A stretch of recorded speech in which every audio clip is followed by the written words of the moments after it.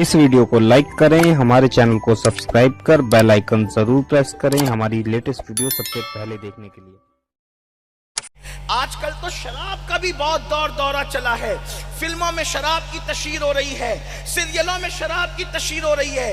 आबे हमीम तो आम जहन्नमियों के लिए है, लेकिन जो शराबी जहन्नमी है उनके लिए कोई खास बात है। उनको जानी मर्द और औरतों का जो पीप निकलेगा उनके जिना के आलात की जगह से, इससे ज्यादा हया के जुमले मेरे पास नहीं है, माफ करना अगर समातों पे बार पड़े तो। जिन जिस्म के हिस्से से वो जिना करते कराते थे उन आज़ा से पीप और खून जहन्नम में बहकर निकलेगा, वो खास शराबियों को दिया जाए। दुनिया में शराब पीते थे, ये लो तुम्हारा अंजाम है। आपसे पूछता हूं, कोई उंगली धोकर दे दे दुनिया के पानी से, पियोगे? वो जवानों की गैरत कहां गई कि अल्लाह के सच्चे रसूल सादिक व मस्दूक ने फरमाया, जिन्होंने दुनिया में शराब पी होगी और तौबा नहीं किया होगा उनको बदकार लोगों के उन आज़ा का पीप पिलाया जाएगा, गरम गरम खौलता हुआ पीप जिनसे उन्होंने ज़िना किया होगा। और उसके अंदर बदबू इतनी आएगी कि मैदान महशर वालों का दिमाग फटने लगेगा। वो कहेंगे ये बदबू काहे की है? तो कहा जाएगा ये ज़िना करने वालों के आज़ा की बदबू है जिससे वो ज़िना किया करते थे। दुनिया ही सब कुछ है, दुनिया की रंगरेलियां ही सब कुछ है। नहीं नहीं मेरे अजीज भाई, दुनिया में तू पहली और आखिरी बार आया है, ऐसी नादानी मत कर। एक दिन तेरी रूह का रिश्ता तेरे जिस्म से टूट जाएगा अगर तू जवानी के नशे में डूब कर अपने आप को जहन्नम की तरफ ले जा रहा है। मेरे भाई तेरे अंदर हिम्मत नहीं है, तू क्या मैं क्या। अल्लाह अकबर। आइए मेरे नबी ने, अल्लाह बेशुमार दुरूद और सलाम नाजिल करे मेरे आका पर। मेरे आका ने फरमाया, जहन्नमियों पर जो हथौड़ा मारा जाएगा, जहन्नमियों पे जो हथौड़ा मारा जाएगा, कुछ लोगों के सर पे, कुछ लोगों की शर्मगाहों पे, कुछ को कहीं कुछ को कहीं, सर पे हथौड़ा उनके मारा जाएगा जो नमाज में सुस्ती करते थे। हाँ हाँ, जलसे में आने का तो शौक था, मस्जिद में जाने का शौक नहीं था, इसलिए कि डायलॉग बोलते थे, हम तो फुला के मुरीद है, हम तो फुला के मुरीद है। इन मौलवियों को तरीकत का क्या इल्म है, ये क्या जाने अल्लाह तक पहुंचना। मैं कहता हूं जो खुदा के घर तक ना पहुंचे वो खुदा तक क्या पहुंच सकेगा? अरे खुदा तक पहुंचने के लिए घर तक पहुंचना जरूरी है, वो ज़मान और मकान से पाक है। लेकिन कोई किसी के घर पे कभी ना जाए और फिर कहे कि मेरी फुला से दोस्ती है। अरे दोस्तियों का पता तो घर पे आने जाने से पता चलता है। लोग बताते मैं अमीनुल कादरी के कितना करीब हूं कि मैं उसके बेडरूम तक जाता हूं, तो लोग कहते हैं कि यकीनन ये करीब हो सकता है। लेकिन अगर कोई पूछे कभी उसका घर भी देखा है, नहीं घर नहीं देखा, तो वहां फिर करीबी क्या हुआ, दोस्ती क्या हुई?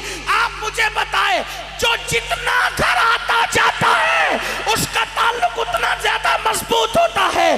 जो जुमा की 2 रकअत के अलावा नहीं आते वो अल्लाह का कुर्ब क्या पा सकते हैं? खुदा के मुकर्रब तो वो होते हैं जो मस्जिदों की कबूतरियां बन जाते हैं। इसीलिए जिसको खुदा के घर में आता जाता देखो उसके ईमान की गवाही दी। नारे तकबीर। मस्जिदों के नाम से एलर्जी हो, मस्जिदों के नाम से एलर्जी हो, मस्जिदों के नाम से बदन पे कांटे आते हो, और हम अल्लाह वाले हैं। और तू कौन सा अल्लाह वाला है? झूठे अल्लाह वाले तो खुदा के घर का चक्कर लगाते रहते। अरे वो तो ऐसे अल्लाह वाले, वो नमाज पढ़ के निकलते हैं तो भी उनका दिल मस्जिद में लगा रहता है, उनके दिल मस्जिद में लगे रहते हैं। मेरे आका ने फरमाया, कयामत के दिन जिनको अर्श का साया दिया जाएगा उनमें से एक वो बंदा है कि नमाज पढ़ के निकलता है फिर भी उसका दिल मस्जिद में लगा है। जो मस्जिद के जीने पे बैठ के गेम खेले और अजान के वक्त कहे चलो अब अजान होगी नमाजी आएंगे, जो मस्जिद को इस्तिंजा के लिए इस्तेमाल करे, शर्म करो। लोग कहते हैं मुसलमान तबाह हो रहा है। मैंने कहा जो मस्जिद में सिर्फ पेशाब के लिए जाता हो वो तबाह ना होगा तो कौन? मस्जिद पेशाब की जगह है। आपके पाली में भी ये होता होगा, मेरे मालेगांव में भी होता है। और जगह भी होता है। मस्जिद के इस्तिंजा खाने, वुजू खाने नमाजियों के लिए है, लेकिन ये जो कभी मस्जिद में नहीं आते, मस्जिदों में पेशाब करने, मस्जिदों में पखाना करने आते हैं, अल्लाह अकबर, इसका हुक्म क्या? ये तो मुफ्ती लोग बताएंगे, मैं तो फकीर आदमी हूँ, मैं आपके सामने कोई हुक्म नहीं बयान करता, लेकिन आपसे पूछना चाहता हूँ, मस्जिदों में सिर्फ पेशाब के लिए जाते हो, कभी सजदे के लिए नहीं जाते? ये कौम तबाह नहीं होगी? ये कौम बर्बाद नहीं होगी? लोग कहते हैं देखो कौम के सरों पर मुसीबत के बादल मंडला रहे। मैं कहता हूँ जिस पे खुदा लानत करे उसके सर पे मुसीबत के बादल ना होंगे तो किसके सर पे होंगे? आप बताएं ना मुझे, आप मुझे बताएं। अल्लाह के रसूल ने फरमाया, ऐ अबू हुरैरा, अगर हो सके तुझसे तो किसी बेनमाजी के बाजू में मत बैठना। कौन कह रहा? अल्लाह के रसूल कह रहे हैं। और यहां तो जनाब बेनमाजी होकर भी सब कुछ है। ये दुनियादारों का दरबार नहीं कि तेरा कारोबार देखकर तुझे मुकर्रब बनाया जाए।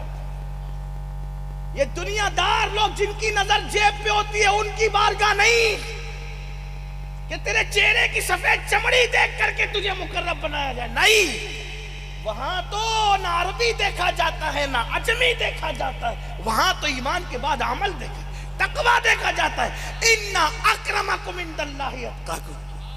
आपने क्या समझ रखा है? अपने इर्द गिर्द के मोहल्लों के घर समझ रखे कि मैं कुछ भी करूंगा अल्लाह मुझसे प्यार करेगा, रसूलुल्लाह मुझसे प्यार करेंगे। सुन लो, मैं अपनी तरफ से नहीं कह रहा हूं। जब ये बातें मैं करने लगता हूं तो लोगों को ऐसा लगता है कि ये गढ़ करके बोल रहे हैं। मेरे अंदर इतना दिमाग नहीं कि मैं गढ़ के बोलूं। पढ़कर जितना पढ़ा है उतना भी नहीं बोल पाता तो गढ़ने की फुर्सत कहां से ला? हाँ, ये भी लोगों को फकी अबुल लैस समरकंदी ने लिखा अपनी किताब में। मैं जो रिवायतें पढ़ रहा हूँ वो सारी रिवायतें मैं आपको बता सकता।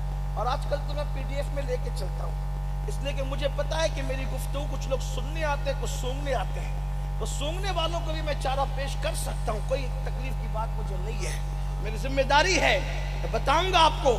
हाँ, तो फकी अबुल लैस समरकंदी ने, उलमा से कहता हूँ, अल्फाज मेरे तब्दील हो सकते हैं रिवायत बयान करते वक्त, मजमून नहीं बदल सकते। इसीलिए मैं एहतियातन कहता हूँ कि मैं अपने अल्फाज के जामे में पेश कर रहा हूँ ताकि एहतियात भी मलूज है, क्योंकि फिक्र इमाम अहमद रजा हमें पाबंद करती है। हाँ, हम कहीं रहे, हम हर जगह फिक्र रजा के पाबंद। जब गुंबदे खजरा की छांव में हम फिक्र रजा नहीं छोड़ते तो पाली आकर राजस्थान आकर फिक्र रजा के। हाँ, और ये बात है कि फिक्र रजा किसी के घर की जागीर नहीं है। फिक्र रजा हर आशिक रसूल की आवाज है।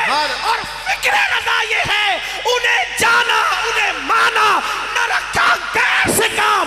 लिल्लाहिल हम्द, मैं दुनिया से मुसलमान गया। नारे तकबीर, नारे रिसालत, सुन्नी दावत इस्लामी, मसलके आला हजरत। सुभान अल्लाह, सुभान अल्लाह। और हमारी बयातें भी मौकूफ है फिक्र रजा पर, और हमारी खिलाफतें भी मौकूफ है फिक्र रजा पर। अगर हम रात के अंधेरे में भी फिक्र रजा से बगावत करें तो किसी को निकालने की जरूरत नहीं। बयात भी जाती है, खिलाफत भी जाती है। हमें तो धंधा ही नहीं करना है, हमें तो ये निस्बतों का ख्याल करना है।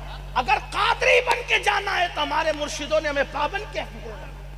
हम फिक्र रजा के पाबंद हैं इंशाअल्लाह, और पाबंद रहेंगे।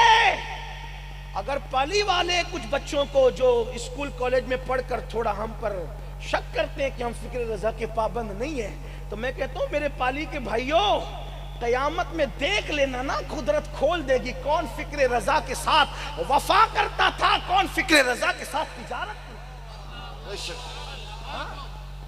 पाली के मेरे वो नौजवान जो हमसे कहते हैं, मैं उन जवानों से कहता हूँ, आप ही से कह सकता हूँ, वो सुन रहे बैठ करके, अल्हम्दुलिल्लाह हमारी फिक्र है दुश्मन अहमद पे शिद्दत की, मुल्हिदों की क्या मुरब्बत की, गैस में जल जाए बेदीनों के दिल, या रसूल अल्लाह की कसम की। सुभान। सूबा बदलने पे हमारी बोलियां नहीं बदलती, अल्हम्दुलिल्लाह हम किसी भी सूबे में जाएं, हम रजा के फिक्र की बोली बोलते हैं। दुश्मन अहमद पे शिद्दत कीजिए, मुल्हिदों की क्या मुरव्वत कीजिए, गैज़ में जल जाए बेदीनों के दिल, या रसूल अल्लाह की कसरत कीजिए। शिर्क ठहरे जिसमें ताज़ीम हबीब, उस बुरे मजहब पे लानत कीजिए, कीजिए चर्चा उन्हीं का सुबह शाम, जाने काफिर पर क़यामत कीजिए। सुभान अल्लाह।